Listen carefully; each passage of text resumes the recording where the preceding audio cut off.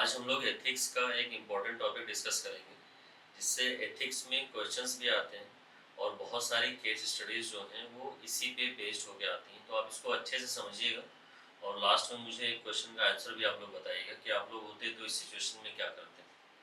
Topic है वो dilemma और एथिकल डिलेमा में क्या डिफरेंस है। जनरली बच्चे कंफ्यूज रहते हैं, डिलेमा और एथिकल डिलेमा को एक ही समझ लेते हैं। डिलेमा मतलब दुविधा और एथिकल डिलेमा का मतलब होता है नैतिक दुविधा। अब ये दोनों डिफरेंट हैं। जैसे पहले मैं आपको डिलेमा समझाता हूँ क्या होता है या दुविधा क्या होती है। तो ये है स्टेट ऑफ इनडिसाइसिवनेस, यानी अनिर्णय की स्थिति। मतलब आपके सामने कोई ऐसी सिचुएशन आ गई है जिसमें आप निर्णय नहीं ले पा रहे हैं, इसको दुविधा बोला जाता है। You are not able to take any decision, there is state of indecisiveness and you are not able to take any decision, so that is called dilemma. It is different from ethical dilemma. जैसे for example जैसे आपको next year UPSC का attempt देना है या नहीं देना है। मान लेते हैं आपके 5 अटेम्प्ट खत्म हो गए, एक अटेम्प्ट बचा है। अब आप दुविधा में हैं कि नेक्स्ट वाला अटेम्प्ट दूं या ना दूं। ये दुविधा होती है। जैसे आपके अंदर ये भी दुविधा हो सकती है कि मैं वेजिटेरियन खाना खाऊं या नॉन वेजिटेरियन खाना खाऊं। तो इन दोनों के बीच में अगर आप डिसाइड नहीं कर पाते हैं तो ये सिंपली दुविधा होती है। ये एथिकल डिलेमा नहीं है। एथिकल डिलेमा या नैतिक दुविधा होने के लिए कंडीशन होती है, वो आपको देखना है कि क्या क्या कंडीशन होती है, तब हम उसको एथिकल डिलेमा बोलते हैं या नैतिक दुविधा बोलते हैं। सबसे पहले तो यहाँ पे भी आपके अंदर एक स्टेट ऑफ इनडिसाइसिवनेस डेवलप होगा, अनिर्णय की स्थिति उत्पन्न होगी। बट एथिकल डिलेमा में एक सबसे बड़ी कंडीशन ये होती है कि you have to take decision, you must choose any one option. आपको डिसीजन लेना ही पड़ेगा, पहली कंडीशन तो यही है।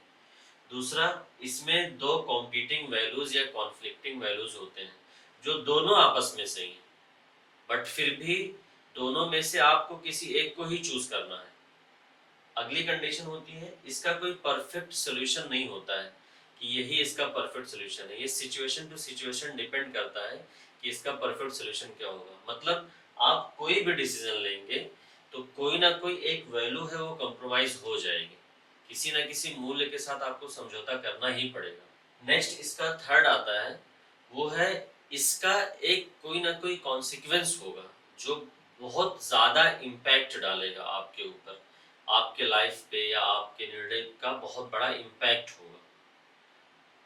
ये तीन चीजें होनी चाहिए तब वो एथिकल डिलेमा होता है। फॉर एग्जांपल जैसे मैं आपको कुछ एग्जांपल्स बताता हूँ, आप उससे अपना इजीली समझ सकते हैं। जैसे डिलेमा में मैंने आपको बताया कि दो कोई सिचुएशन है, आप डिसाइड नहीं कर पा रहे हैं कि आपको वेज खाना है नॉन वेज खाना है, आपको यूपीएससी का अटेम्प्ट देना है नहीं देना है। ये आपका सिंपली डिलेमा हुआ। एथिकल डिलेमा का एग्जांपल आप ऐसे समझिए, जैसे कोई वीमेन है, प्रेग्नेंट वीमेन है, और उसका जो फीटस है यानी उसकी प्रेगनेंसी में जो उसका बच्चा है, उसकी लाइफ को भी खतरा है और मदर की लाइफ को भी खतरा है। अब इस केस में फादर को या मदर को या डॉक्टर को किसी को भी अगर डिसीजन लेना हुआ कि दोनों में से किसी एक की ही लाइफ बचाई जा सकती है, अगर मदर की लाइफ बचाएंगे तो बच्चे की लाइफ चली जाएगी, बच्चे की लाइफ बचाएंगे तो मदर की लाइफ चली जाएगी। लेकिन इस केस में सबसे पहले कंडीशन क्या है, आपको कोई ना कोई डिसीजन लेना ही पड़ेगा। दो वैल्यूज हैं जो कॉन्फ्लिक्ट कर रही हैं, राइट टू लाइफ बच्चे का भी है, राइट टू लाइफ मदर का भी है। इसका कोई परफेक्ट सोल्यूशन नहीं है। मतलब आप कोई भी डिसीजन लेंगे तो क्या होगा, अगर मान लीजिए आपने माँ को बचाया तो बच्चे की लाइफ चली जाएगी, बच्चे को बचाए तो माँ की लाइफ चली जाएगी। और सिग्निफिकेंट कॉन्सिक्वेंस भी है इसका। आप माँ की लाइफ बचाएंगे तो बच्चा गया आपकी लाइफ से, आपकी जिंदगी में अब बच्चा नहीं रहेगा। बच्चे की लाइफ अगर बचाएंगे तो हो सकता है मदर की लाइफ ना बचे, वो चली जाएगी। इसका एक और एग्जांपल मैं आपको बताता हूँ। जैसे मान लीजिए आपका कोई दोस्त है, अब वो एग्जाम दे रहा है, आपने देख लिया कि आपका दोस्त जो है वो चीटिंग कर रहा है। अब आपके सामने यहाँ पे दुविधा नहीं, यहाँ पे नैतिक दुविधा आएगी कि आप एग्जामिनर को उसके बारे में बताएं या ना बताएं। अब दो वैल्यूज हैं, आपको डिसीजन तो लेना ही पड़ेगा, या तो आप बताएंगे या तो आप नहीं बताएंगे। ये मस्ट है डिसीजन लेना। अब दो वैल्यूज इसमें क्या है, अगर आप बताएंगे तो आपकी फ्रेंडशिप टूट जाएगी, लॉयल्टी आपकी नहीं रह जाएगी। और दूसरा, अगर आप नहीं बताते हैं तो एग्जाम की जो इंटीग्रिटी होती है, परीक्षा की जो शुचिता होती है, वो भंग होगी। लेकिन आपको कोई ना कोई डिसीजन लेना पड़ेगा। तो ये आपके सामने नैतिक दुविधा आएगी कि अगर कोई आपका दोस्त चीटिंग कर रहा है एग्ज़ाम में, तो आप उसके बारे में एग्ज़ामिनर को बताएँगे कि नहीं बताएँगे? दोनों में से कोई एक डिसीजन आपको लेना है, कंपल्सरी है। आप कोई भी डिसीजन ले लेंगे।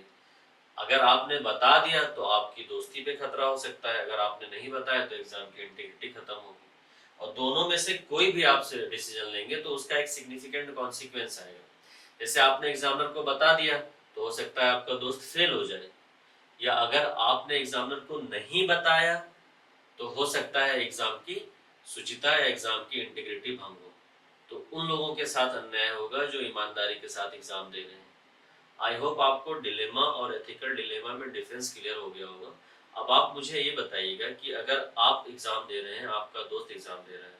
अगर आपका दोस्त एग्ज़ाम में कोई अनफेयर मीन यूज़ कर रहा है, तो क्या आप उस अनफेयर मीन के बारे में एग्ज़ामिनर को बताएँगे या अपने दोस्त को बचाएँगे, अपनी दोस्ती बचाएँगे? ये मुझे आप लोग कमेंट करके बताइएगा। Thank you.